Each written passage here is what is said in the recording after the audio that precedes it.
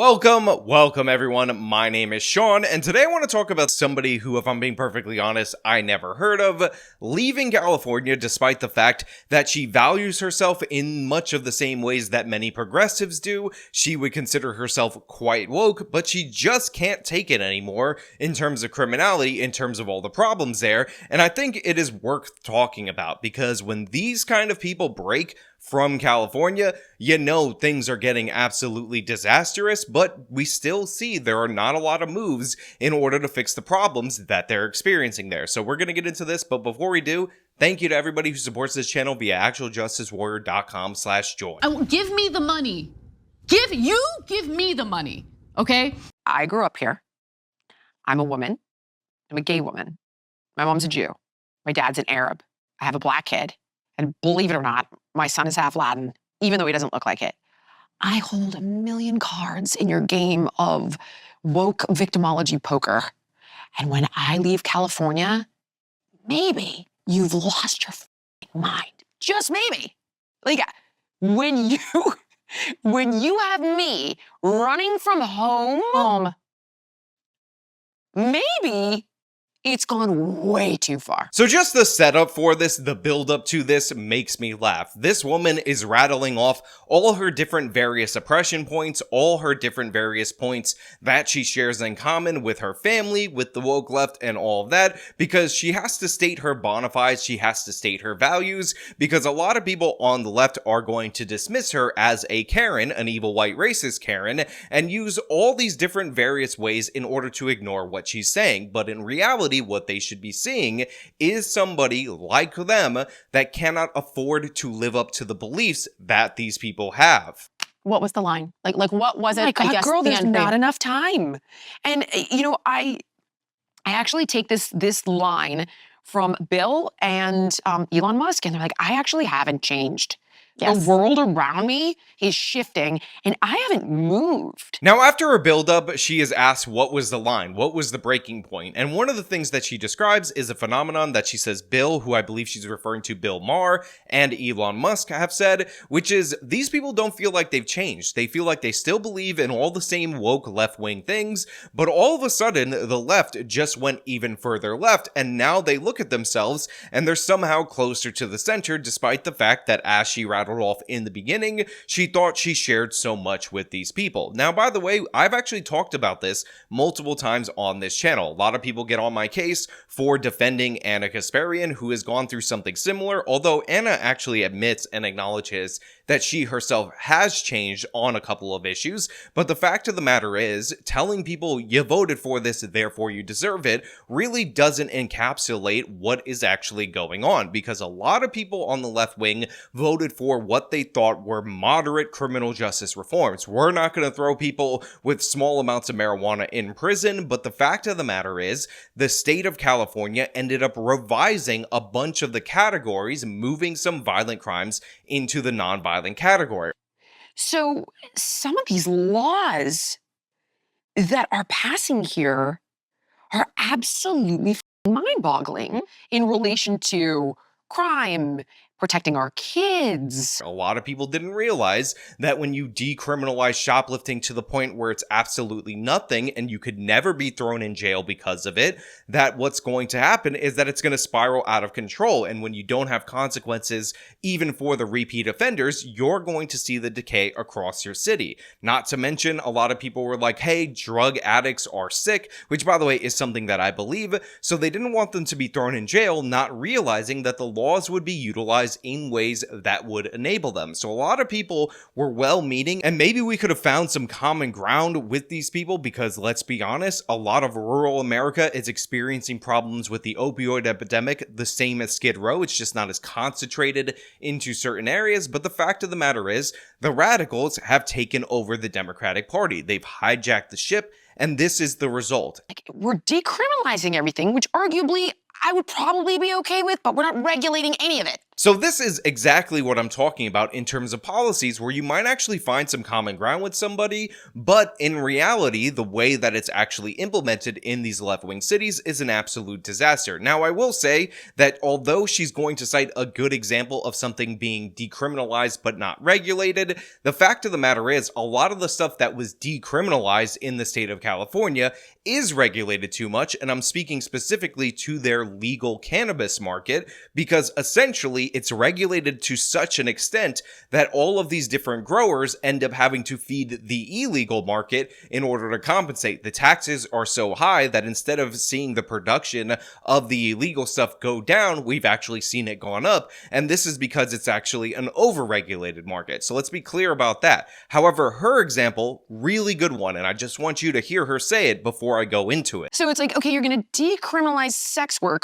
but only so women can legally loiter on the streets. Like, so this is an absolutely wonderful example of what we're talking about, because one of the arguments for legalizing, and I'm not going to use the term sex work because I'm not an absolute doofus, prostitution, that's what it is, hooking, if you will, whoring, if you will, if that's what you want to call it, is that if you were to contain it to something like brothels, like they do in counties under 100,000 people in the state of Nevada, what you would ultimately end up doing is A, reducing the risk for STIs, B, reducing the risk for violence, and C, actually be able to seek out and suss out those who are being human trafficked, because rather than going after adults who are voluntarily doing this for work, you can separate them by going after the people on the street who are usually there due to unsavory situations. okay, you're going to decriminalize sex work, but only so women can legally loiter on the streets. Like, not to keep them safe, not to have them pay taxes, not to make them, regularly check for STDs, not to take away the pimps out of the equation. It's the like, if you made that argument to me, I'd be like, well, yes, we want, of course. I mean, I could be liberal. I could go there with you. But I grew up this way. But as said right here, they decriminalized it, but they didn't do any of those steps that you would see in places like the state of Nevada. So essentially, they're allowing the pimps, the traffickers, and all that to operate with complete and utter impunity instead of cleaning up the situation. All the positive arguments that you could make for actually legalizing or decriminalizing, you end up doing none of those benefits, but now you can't even use the force of law enforcement to save some of these people because there are no actual consequences for this kind of behavior, for this kind of loitering. And again, it makes your city, it makes your area look like it's in decay because, spoiler alert, it is in decay. And as we found out through Broken Windows research, the appearance of decay actually ends up leading to decay. If something looks like it's not monitored, it's not being watched, it's not being taken care of, then that's going to attract unsavory people, thus putting people in more danger. But when it's like, oh, and then what we're going to do is we're going to pass a law for LGBTQ rights so that 24-year-old men can sleep with 14-year-old boys and not have to register as a sex offender because it's just not fair to the gays. I'm like, what?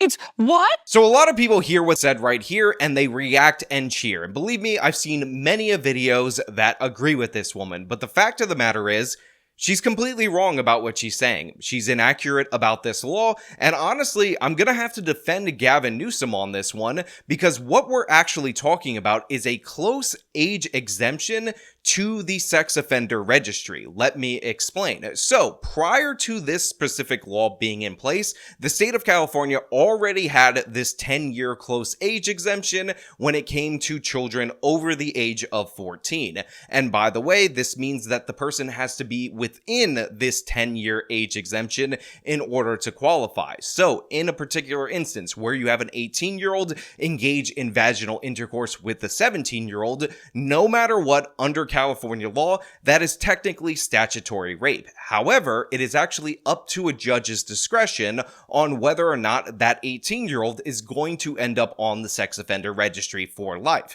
And again, this is true of gays and of straights. If that was not vaginal intercourse, if it was either oral or anal sex, the judge would have no discretion in that particular instance. So the same person who engaged in an activity, again, with somebody who's just 1 year younger than them, and again, it could be heterosexual activity, could end up on the registry depending on where he put his thing. So what Gavin Newsom did is that he signed a law that allowed judges that discretion in these particular cases, even if it was non-vaginal intercourse. And for whatever reason, this was promoted as an LGBTQ inclusive piece of legislation. Like, I don't know if you saw that one. That was like, I think early 2020 when they passed that law. Mm-hmm. And I was like, if a 24-year-old man touches my 14-year-old son, I will get a gun and take matters into my own hands. Yes. Like, are you kidding? I'm actually 100% in favor of close age exemptions. However, I would try to pare it down to a 5-year window rather than this 10-year window that exists in the state of California. But to be 100% clear, this exemption is only specifically in reference to registering for the registry. It is not actually an exemption to statutory rape charges, which, by the way, many states across this union have far more liberal exemptions to the charge itself. This only has the judge be able to examine the situation and determine whether or not the person should register for the registry. And again, I think they should pare it down. I think they should make it a 5-year exemption that only caps out at age 21. That way, if you have a situation where somebody's in college at age 21 and there's a freshman in college at age 17 about to turn 18, you're not going to run into criminal charges for that. But this law is still very restrictive in that you can be charged again if you're an 18-year-old with a 17-year-old. And the only thing that changed is that the judge has the same discretion with oral and anal encounters that he would have with vaginal intercourse. Now again, I want to emphasize, the state of California is not weak or soft in any way, shape, or form according to the letter of the law on this particular issue. In fact, their age of consent law is a hard 18, which is very rare in the United States of America. Most states have 16, and on top of that, it's so restrictive that if two 17-year-olds were to engage in intercourse, according to the letter of the law, both are guilty of statutory rape. However, it's not prosecuted, I understand that, but if it were prosecuted and at one point in time the female inserted that thing into her mouth, guess what? Before this law existed, if that came out in court, the 17-year-old male, again with a same age partner, would be on the registry automatically, no discretion from the judge. So yeah, it's a solid law. I'm sorry to break it to you, except for the fact that they had the 24 to 14 range, which was already the range that California allowed for automatic registration on the offender registry. It's solid. Now look, a lot of people won't tell you that. A lot of people are completely ignorant to those facts. They won't bother to look it up. They'd rather pander to you. So don't get mad at me because I'm reporting accurate to you guys out there in the audience that California actually has maybe the number 1 or number 2 strictest statutory rape statutes in the entire country, based on the fact that, again, you can still be charged and convicted with the crime even if you're an 18-year-old with a 17-year-old. The only thing we're talking about is post-conviction, whether or not you're automatically eligible to go on the registry or judge has to decide that. Or the fact that a 12-year-old child can be put on off-label cancer drugs to irreparably change their body. Again, if my son came to me and said, Mom, my daughter, I think I'm trans, I'd say, okay, like, you want to dress this way? You want me to call you whatever the heck you want me to dress? Fine. Now, this right here, I 100% agree with. California is trying to make itself a sanctuary state for transes. They're trying to allow these experimental treatments that, by the way, are being banned in Europe that disrupt puberty, the natural process of it. And again, you see the liberal mindset. She is willing to accept a transes kid, but she does not want to do medical experimentation on them, which just goes to show you this is somebody who is left-wing, somebody who is a liberal, who is a progressive, whatever you want to call her, but California has just gone too far for her. Explore it. I love you. I'm cool. Like, do you, as long as we're safe. But we're not changing your body until it's fully developed. I'm sorry. Conversation's over. Can't get a tattoo. Exactly. Are you crazy? It's insane. Like, I just can't. It's madness. It's madness to me. I really do like this. She's making all the sensible, rational arguments. Again, absent the fact that she was incorrect about that statute, which I corrected, which, by the way, a bunch of conservatives won't even bother to correct. They won't even bother to look it up. So you're welcome. And by the way, thank you to all the commenters who are mad at me for telling the truth about that. But yeah, I liked her energy right here. And she is 100% right. It is illegal for you to get a tattoo at age 17 and 364 days. But for some reason, without your parents' permission, the state of California wants to start you on this medication protocol at age 12, even as, again, it is being banned in various European countries because it is experimenting on children. I could go on and on and on, and it's madness. I don't know what's going on here. So what this woman is going through right now, the reason why she wants to leave California, is the consequences of one-party rule, progressive overload, and again, this is what happens when the left is unchallenged. They end up picking fights with their people that are also supposed to be on their team, and normally are, and pushing the culture to the absolute extreme. None of this stuff should be controversial. None of this stuff should be at issue. We should be prosecuting criminals.